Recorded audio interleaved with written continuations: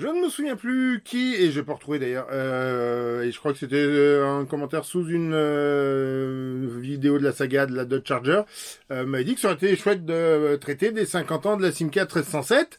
C'est vrai que l'an dernier, j'ai fait une vidéo sur les 50 ans de la Golf, qui d'ailleurs en 75 donnait naissance à la GTI qui a révolutionné le secteur des bombinettes. J'avais aussi fait l'an dernier une vidéo sur les 50 ans de l'Audi 50 qui en 75 donnait Volkswagen Polo. Donc joyeux anniversaire, et j'en entends râler, t'as commencé à nous parler de françaises, alors elles sont où les françaises? Ok.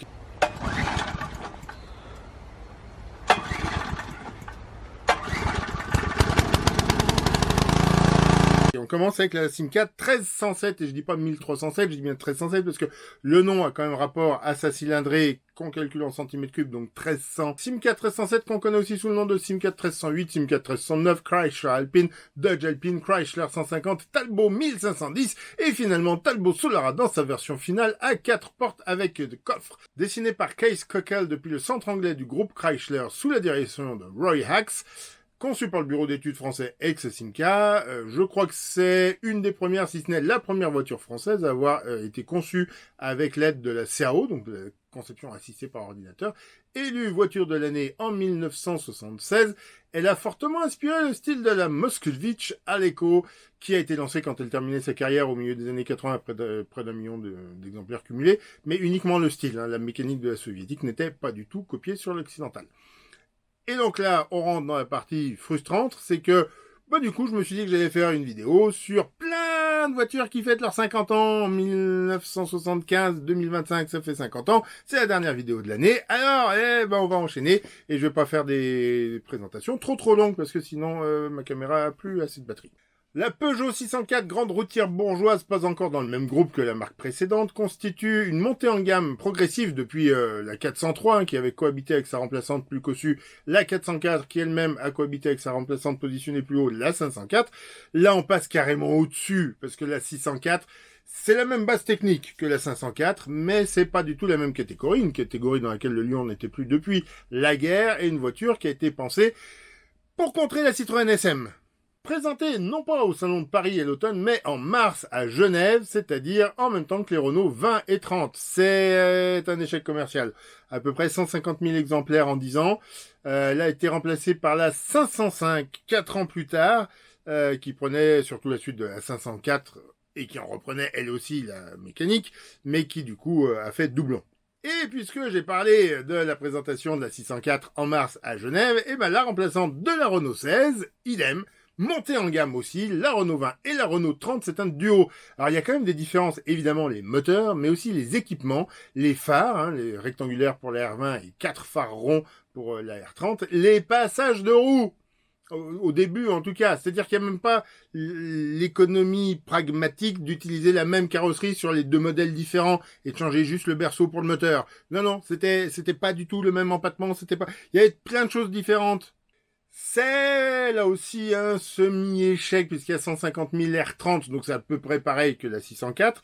Mais il y a eu 600 000 R20, donc on peut dire qu'elle a été mieux rentabilisée que la 604. Mais là aussi, il y a un remplacement commun qui est la R25 qui remplace la R20 et la R30 en même temps, sachant qu'à peu près en même temps, il y a la R21 qui remplace la R18. Mais là, on est dans les années 80, du coup, donc ça va trop loin. On revient en 75. Et on continue dans le haut de gamme, là, carrément, la Ferrari 308 GTB, la voiture de Magnum. Alors non, parce que Tom Selleck était trop grand, donc ils ont créé le cabrio. C'est pas vrai, je vous le raconte parce que c'est sympa comme histoire, mais c'est une légende, parce que le cabriolet, la découvrable, est sortie avant le début de la série télé. Si je vous demande la pire Ferrari de l'histoire, a priori, forte chance que vous me citiez la 304 GT4, qui n'était pas tout à fait une Ferrari, puisque Ferrari c'était les V12, quand il y avait un petit moteur, un V6 ou un V8, c'était la marque Dino qui était mise en avant. Dessinée par Marcello Gandini pour Burton, elle ressemble quand même à la Lambo Huraco, un peu le même dessin. C'est le même châssis que la Dino 246, modifié pour avoir 2 places supplémentaires, et un V8 qui était quand même plus gros que le V6. Celle-là est sortie en 73, c'est pas celle-là qui nous intéresse évidemment, vous l'avez compris. En 1975, il y a 2 grosses évolutions qui apparaissent, la 208 GT4, c'est la même carrosserie que la 308, 2+2, mais avec une cylindrée de moins de 2 litres pour la fiscalité italienne, probablement le V8 à la plus faible cylindrée du monde. Et toujours en 75, la 308 GTB, qui est une sorte de coupé berlinette. C'est la même base mécanique, c'est la descendante réelle de la 246 finalement, avec ce côté berlinette. Et pareil, il existait une 208 GTB pour la fiscalité italienne. C'est un peu le même principe que les critères chez nous finalement. Contrairement à une idée reçue, ce n'est pas la première Ferrari développée sous l'ère Fiat. En revanche, c'est bien la première berlinette Ferrari avec un V8 central arrière, devenu l'image de la marque, jusqu'à la 296 GTB qui elle a un V6 hybride. Et elle a surtout servi de base à la 288 GTO, qui elle-même a servi de base à la F40. Est-ce que je suis vraiment en train de dire que la Dino 308 GT4 est en parenté mécanique directe avec la F40? Allez, on continue dans le luxe avec la Rolls-Royce Camargue. Alors là, c'est pareil. Vous prenez la base d'une berline standard, la Silver Shadow, qui a déjà 10 ans, qui a déjà servi pour faire le cabriolet Corniche. Mais cette fois-ci, on en fait un coupé, dessiné par Pininfarina, qui s'inspire très clairement de la Mercedes 300 SEL, et carrossé par Mulliner Parkward. C'était à l'époque un indépendant, mais il a depuis été repris par Rolls, et c'est le nom qu'utilise Rolls pour ses personnalisations. Puisqu'on est en Angleterre, restons-y. Celle qui a vraiment donné envie de faire cette vidéo et que j'aurais voulu lui consacrer une vidéo à elle entière, on va parler de Jaguar. Alors, si je vous parle de Jaguar, vous allez me parler de la Type E, mais non, elle date des années 60, de 1960 ou 61, je ne sais pas très bien.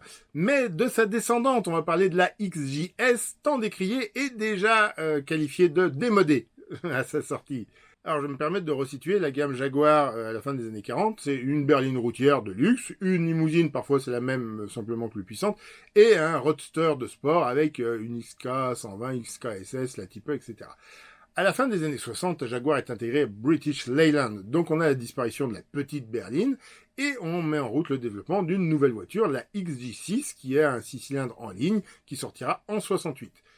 Puis la XJ12, c'est la même avec un V12 issu de la Type E en 72. Puis les versions à châssis rallongé des 6 et des 12 cylindres. En 73 sort la série 2, disons fiabilisée et redessinée. En 74 sort la XJC. C'est un coupé coach, en tout cas une berline de porte, avec les 6 et les 12 cylindres. Et il existe toujours la Type E. Et en 75 sort enfin la XJS, qui est la sportive sur la base de la XJ, avec un V12, qui est une pseudo GT destinée au marché américain, qui était grand consommateur des roadsters anglais. Ils avaient appelé ça les sports cars. C'est ce qui avait inspiré les Corvettes, les Thunderbirds, etc. Donc la berline XJ a servi de base au coupé XJC et à la GT XJS en concurrence interne. La XJS a de fait remplacé la XJC qui a disparu après quelques années. En 1981 sort la HE, la H Efficiency, c'est un V12 plus puissant mais moins gourmand. En 83 sort la Targa uniquement avec le 600 lignes, pour rappeler un peu les roadsters, le côté découvrable. En 85 sort le vrai cabrio et enfin le 600 lignes est disponible sur le coupé autant que sur les cabrios. Le V12 est disponible partout aussi. 115 000 exemplaires vendus en 20 ans, alors c'est pas terrible, mais si on compare à la Type E qui en a vendu 70 000 en 15 ans, on peut se dire que c'est pas si mal. Continuons avec la Lancia Monte Carlo, qui a été d'abord une proposition de Pininfarina pour remplacer la 124 coupé, finalement coiffée au poteau par la proposition de Burton qui deviendra ce qu'on a connu comme la X19. Farina continue le développement en interne, un temps avec un V6, puis retour à la réalité suite à la crise pétrolière avec un 4 cylindres 2 litres. Elle devint Abarth SE030 en compétition avant d'être rapatriée chez Lancia, qui cherchait une alternative, disons plus haut de gamme, au coupé X19.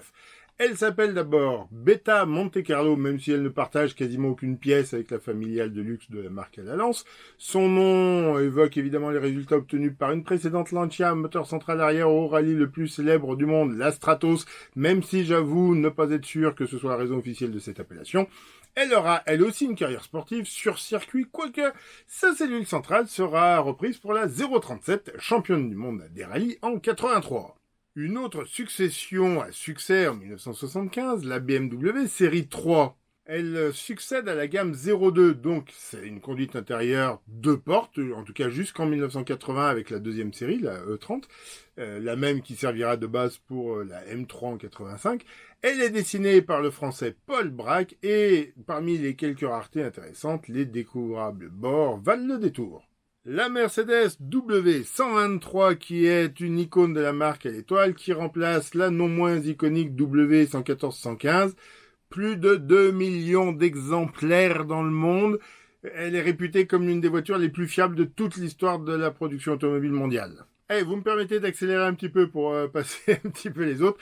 On reste dans le même domaine semi-luxe, premium, on dirait aujourd'hui, avec la Cadillac Séville, avec la Maserati quattroportée, deuxième du nom.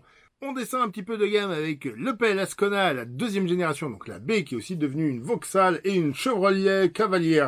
Waterworld a été champion du monde en groupe B en 1982 sur cette voiture. Et elle donnera aussi naissance à l'Opel Manta B. La petite sœur de l'Ascona, c'était la Cadette, qui était déjà à sa troisième génération, la Cadette C, mais qui va avoir sa nouvelle petite sœur, la Vauxhall Chevette, qui va devenir Holden Gemini sur la même base. Ça, c'est une voiture auquel j'ai vraiment envie de consacrer une très longue vidéo un jour, parce que cette famille de voitures vaut qu'on s'y attarde. Si tu es tenu jusque-là dans cette vidéo, n'hésite pas à t'abonner, à liker, à commenter, à partager, etc. À l'autre bout du monde, la Nissan Silvia. Alors non, pas celle que vous connaissez, la S10, la deuxième génération a porté ce surnom, aussi connue comme Datsun 180 ou Datsun 200 SX. Et puisqu'on est aux deuxième génération, allons-y à fond avec la Ford Escort, la MK2, qui sort en 75 aussi. Et là, on attaque les surprises, ou en tout cas les voitures que vous connaissez certainement un peu moins, qui sont sorties quand même en 1975 et qui valent le détour. La Lancia Beta HPE.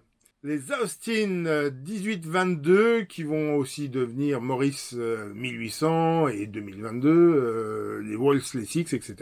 La Mitsubishi Colt Celeste.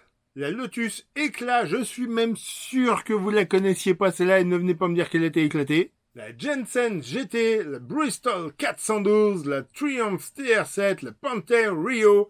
Ouais, j'avais envie de m'amuser à citer plein d'artisans britanniques qui font des choses un peu décalées, mais il y en a d'autres qui faisaient des choses un peu décalées. En 75 sort aussi l'AMC Pacer. Ouais, on est peut-être dans la même idée de base que la Lancia HPE, c'est-à-dire on a pris une grande berline et puis on l'a coupée et puis on en fait une sorte de mini break. Vraiment, l'AMC Pacer mériterait une vidéo, elle est aussi comme d'autres dans cette liste, mais peut-être encore plus. Bon voilà, je vais m'arrêter là parce que la vidéo est déjà assez longue, je n'ai pas été exhaustif, alors n'hésitez pas à me dire dans les commentaires laquelle je suis impardonnable d'avoir oublié, ou dans ceux que j'ai cités, laquelle est votre préférée, et je vous dis à l'année prochaine avec je pense que c'est la dernière grosse vidéo que je fais vraiment comme ça, parce que c'est très très long à faire, et puis que quand j'ai fait là les petits formats de Dodge Charger, c'est un peu chiant pour YouTube d'avoir des petites vidéos très courtes comme ça, mais en fait chacune de ces vidéos a rassemblé 250 voire 300 visionnages sur TikTok par exemple, et du coup c'est vachement plus rigolo parce que cette année plus je faisais de vidéos et moins mes vidéos étaient regardées. Voilà, donc on va aller migrer sur TikTok, puis je continuerai de les publier ici aussi, mais du coup ce sera des petites... Là par exemple, cette vidéo-là, je l'aurais divisée en 10 ou 12 petites vidéos. Allez, j'arrête de vous embêter, je m'arrête vraiment cette fois-ci, et je vous souhaite une bonne fin d'année.